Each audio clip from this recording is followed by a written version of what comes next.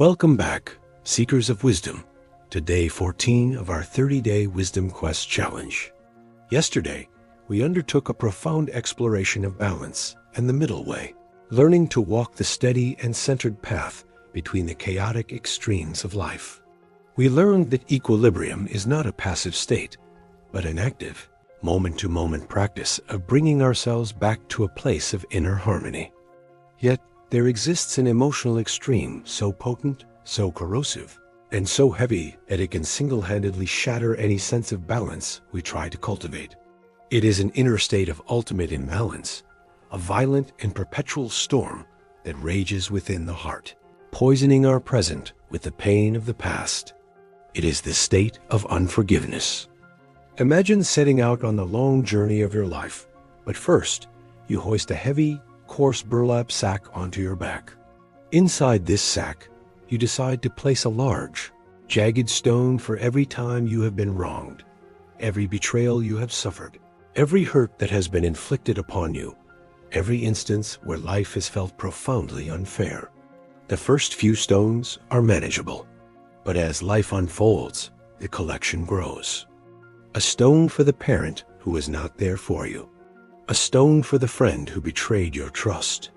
A stone for the partner who broke your heart. A stone for the colleague who sabotaged your work. A stone for the harsh words spoken in anger. A stone for the promises that were broken. With each new wound, you stoop, find the sharpest stone you can, and add it to the sack. Soon, the sack is immensely heavy. You walk through life with this incredible burden, your shoulders aching, your pace slowed to a crawl, your precious life energy constantly draining away to support this dead weight. This is not a passive carrying. Periodically, you stop, open the sack, and take out each stone. You feel its sharp edges. You remember exactly how you got it. You trace its cracks and fissures with your finger, reigniting the pain, the anger, and the sorrow as if it were all happening right now. You tell yourself that carrying these stones is important, that it honors the injustice, that it somehow punishes the person who gave them to you. But the reality is that the person who gave you the stone may be long gone, living their life, perhaps not even remembering the moment they passed it to you, or perhaps unconcerned by it. You are the one who chooses every single day to carry its weight. You are the one whose journey is impeded. You are the one whose back is breaking. Today, we embark on perhaps the most courageous, difficult, and liberating spiritual practice available to us. We will learn how to put down the sack. Today, we are undertaking a deep dive into forgiveness, releasing resentment and finding peace. This is a word that is deeply misunderstood, often shrouded in misconceptions of weakness, of condoning wrongdoing, or of a naive and dangerous form of forgetting. But we will discover that true forgiveness is none of these things. It is a fierce and radical act of self-preservation. It is the ultimate reclamation of your own power and your own future. It is the conscious, deliberate choice to stop participating in your own suffering. Forgiveness is not about absolving another person. It is about liberating yourself. It is the key that unlocks the prison door of the past. And you will find, to your astonishment, that you have been holding that key in your own hand all along. Before we can step through that door, we must first dismantle the myths that keep us locked inside. It is crucial that we begin with a clear and unwavering understanding of what forgiveness is not, because these misconceptions are the very bars of the cage. Firstly, and most importantly, forgiveness is not forgetting. The demand to forgive and forget is a form of psychological violence. It asks you to erase a part of your own story. A deep wound leaves a scar, and to demand that the scar vanish is to demand the impossible. Our memories, even the painful ones, serve a purpose. They teach us, they protect us, they inform our future choices with the wisdom of past experience. Forgiveness does not mean inducing amnesia. It means changing the relationship you have with the memory. It means transforming the memory from an active, open, earning wound that dictates your present emotional state into a healed scar, A scar is a testament not to the wound, but to the fact that you survived it. It is a symbol of resilience. You can touch the scar and say, "This happened and I healed," rather than constantly poking the open wound and exclaiming, "I am still bleeding." Secondly, forgiveness is not condoning. It is not saying that what happened was okay, acceptable, or justified. This is a critical distinction that frees us to begin the work. You can forgive an action while still holding the firm, unshakable conviction that the action was morally wrong, deeply harmful, and utterly unacceptable. It is possible and often necessary to hold two thoughts at once. What you did was a profound violation of my trust and my well-being, and I am no longer willing to allow your profound violation to dictate the terms of my inner peace. Forgiveness does not require you to lower your standards, betray your values, or call wrong right. It simply means you have decided that carrying the fire of anger is burning you more than it is burning anyone else. Thirdly, forgiveness is not necessarily reconciliation. This is perhaps the most dangerous and harmful misconception of all. Forgiving someone does not mean you are required to welcome them back into your life. It does not mean you must trust them again. If a person has proven themselves to be untrustworthy, abusive, or harmful, reconciliation may be unwise, unsafe, and deeply unhealthy. Forgiveness is an internal process that you undertake for your own healing. It is a private transaction between you and your past.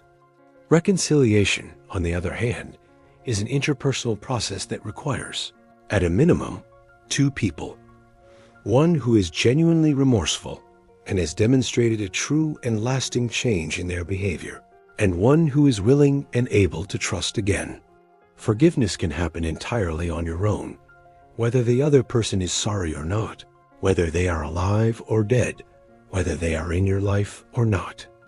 You can fully and completely forgive a person while simultaneously making the wise and self-loving decision to never speak to them again. Finally, forgiveness is not a sign of weakness. It is often portrayed in our culture as a passive, submissive, or doormat act. In reality, it is an act of profound courage and agency. It is easy to simmer in resentment. It requires no skill. It is the default setting for the wounded ego. The desire for revenge is a primal, deeply ingrained instinct. To consciously choose to let go of a grievance, to rise above that instinct, to choose peace over the grim satisfaction of being right, this requires immense strength of character. It is the warrior's path, not the victim's. It is taking back control of your emotional landscape. Now that we have cleared the ground of these myths, let's explore why this difficult work is so vitally important. Let's delve into the science of forgiveness, which paints a stunning picture of the mind-body connection and the devastating biological cost of holding a grudge. When you are in a state of unforgiveness, replaying a painful memory, or stewing in resentment, your body perceives this as a constant, ongoing threat. Your amygdala, the brain's alarm system, fires up as if you were facing a predator right now. This triggers the HPA axis, the hypothalamic pituitary adrenal axis, which is the body's central stress response system. This axis commands your adrenal glands to release a cascade of stress hormones, primarily cortisol and adrenaline. Your heart rate increases, your blood pressure rises, your muscles tense, your digestion slows down. You are in a chronic, low-grade state of fight or flight. While this response is brilliant for escaping an immediate physical danger, it is devastating to the body when it becomes a long-term state of being, which is exactly what resentment is. Living in this state of prolonged stress contributes to a host of serious health problems.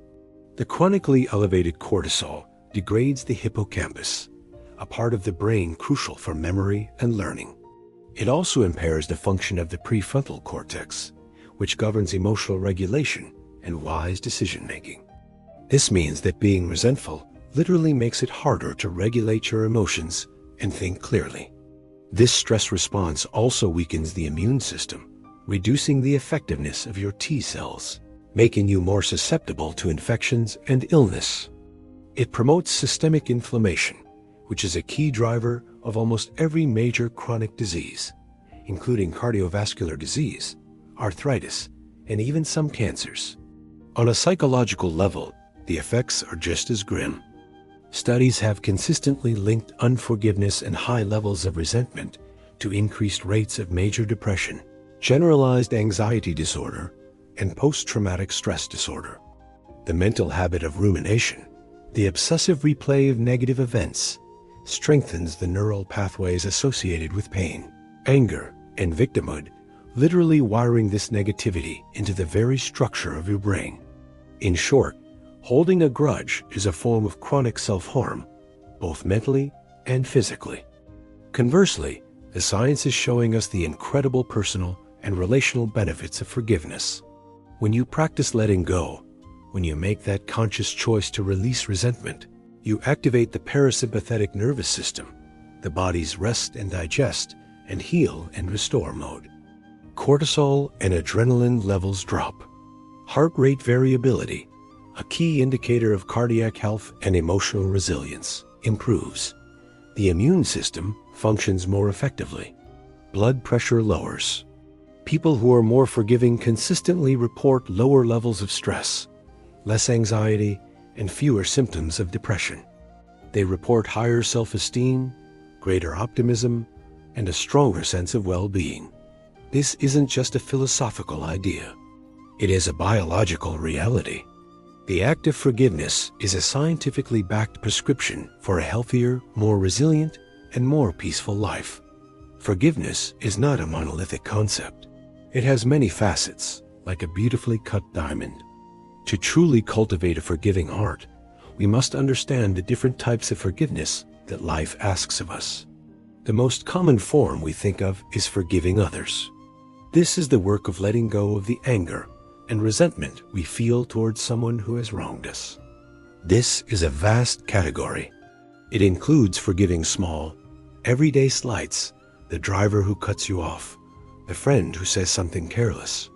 It also includes the monumental task of forgiving deep, life-altering betrayals from those we trusted the most. The process for each is different in scale, but similar in principle. It is always about your internal release, not their absolution. The second type is seeking forgiveness. This is the act of taking responsibility for the harm we ourselves have caused. It requires a level of humility and courage that is often more daunting than forgiving someone else. A genuine apology is a complex and beautiful act of integrity. It involves a clear and unambiguous acknowledgement of what you did wrong, without excuses or justifications like, "I'm sorry, but ... It requires a genuine expression of remorse and empathy for the pain you caused, showing that you understand how your actions affected the other person. It often involves a tangible commitment to make amends in some way, if possible. And most importantly, it requires a sincere commitment to not repeat the harmful behavior, which is the only thing that can begin to rebuild trust. Seeking forgiveness is not about manipulating someone into letting you off the hook. It is about cleaning up your side of the street, about restoring your own integrity, and about honoring the person you harmed by validating their pain. The third, and for many people the most difficult and most important type, is self-forgiveness. This is a cornerstone of self-compassion. We are often our own most merciless critics and cruelest judges. We can be far kinder and more understanding to a friend who makes a mistake than we are to ourselves for the exact same error. We hold on to our own past mistakes, our perceived failures, our moments of weakness or poor judgment with an iron grip. We replay our own cringe-worthy moments on an endless loop, bathing in the toxic acid of shame and self-recrimination. The practice of self-forgiveness involves recognizing that you, like all 8 billion human beings on this planet, are imperfect. It means accepting that you did the best you could with the knowledge, awareness, and emotional resources you had at the time. It is the act of treating yourself with the same kindness and understanding you would offer to a dear friend. It involves differentiating between healthy guilt, which says, I did a bad thing, and toxic shame, which says, I am a bad person. Guilt can motivate positive change. Shame keeps us stuck and small. Without self-forgiveness, we remain trapped in a cycle of shame that prevents us from learning, growing, and moving forward with our lives. It is the foundation upon which all other forgiveness is built. There is even a fourth, more philosophical type of forgiveness, forgiving life itself. This is about letting go of our resentment towards an unfair universe. It's forgiving fate for a tragic accident, for a debilitating illness, for the untimely loss of a loved one. It is the process of making peace with the fact that life is not always just, and that suffering is an inescapable part of the human condition. This is a profound spiritual task, one that involves grieving our expectations of what life should be and learning to find meaning and peace in life as it is. This connects to the Stoic idea of amor fati, loving one's fate, and is a supreme act of emotional and spiritual maturity. Understanding these types is one thing. Putting them into practice is another. Let us now turn to the practical workshop portion of our session, exploring the concrete steps to cultivate a forgiving heart. This is a journey, not a destination, and it requires patience and immense self-compassion. Step 1. Acknowledge the reality of the wound. You cannot heal a wound by pretending it isn't there. The first step is always radical honesty. You must allow yourself to acknowledge the full extent of the pain you have experienced. Many of us try to rush past this step, engaging in what is called spiritual bypassing, using spiritual concepts to avoid dealing with messy human emotions. This does not work. The unprocessed pain will simply fester. I invite you to take out a journal and write, in uncensored detail, about the hurt. What happened? How did it make you feel? What did it cost you? What values of yours were violated? Give your pain a voice. Validate your own experience. Honor the reality of your wound. Write down the story from your perspective, without minimizing or rationalizing it away. Step 2. Allow and experience the emotions. Once you have acknowledged the pain, you must give yourself permission to feel the associated emotions. Society often tells us that emotions like anger and grief are negative and should be suppressed. This is profoundly misguided. Emotions are simply energy and information. Anger is information that a boundary has been crossed. Grief is information that you have lost something you valued. The key is to experience these emotions without letting them consume you. Find a safe container for this expression. This could be talking with a therapist or a trusted friend. It could be physical release, like punching a pillow, going for a hard run, or screaming in your car. It is about allowing the emotional energy to move through you, rather than letting it get stuck in you. Step 3. Reframe the narrative and seek understanding. This step is about shifting your perspective. It is not about making excuses for the person who hurt you. Rather, it is about moving yourself out of the powerless position of victim and into the empowered position of survivor and author of your own life story. You begin to change the narrative from "this event ruined my life" to "this event was a difficult chapter, and now I am choosing how the story continues." Part of this can be cultivating a degree of empathy. Can you imagine the circumstances, fears, or pain that might have led the other person to act as they did? This is not to condone their action, but to see them as a flawed human being rather than a two-dimensional monster. This shift can loosen resentment's grip.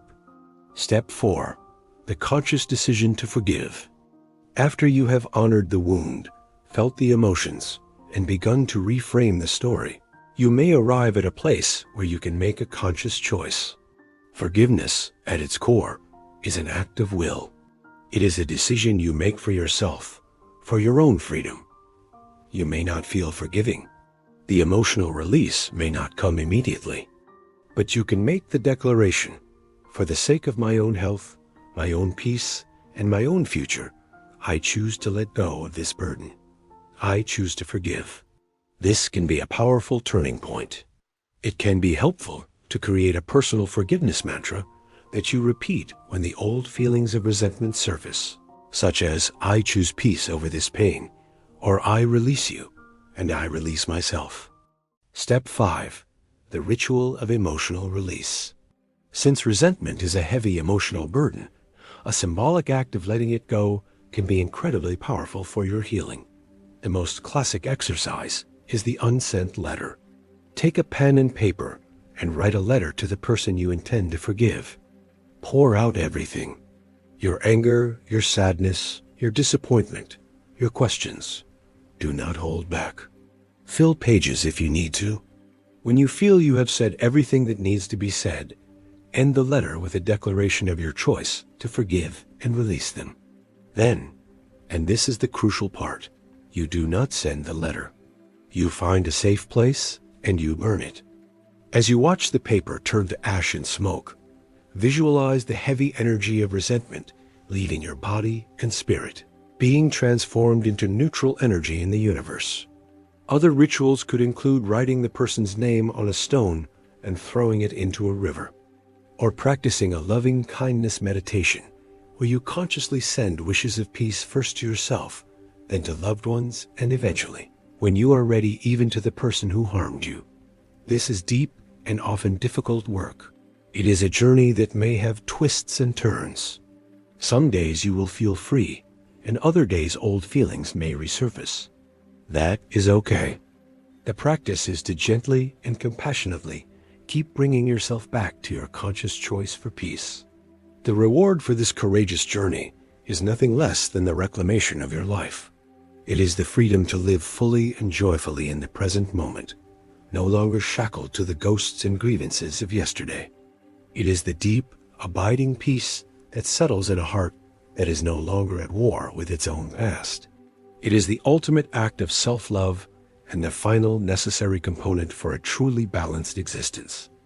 Tomorrow, our journey continues. On day 15, we will build directly upon this powerful foundation of letting go as we explore the profound Buddhist principle of embracing impermanence.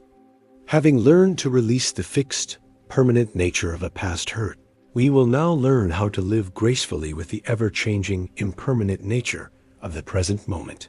It is the perfect next step on our shared quest for wisdom.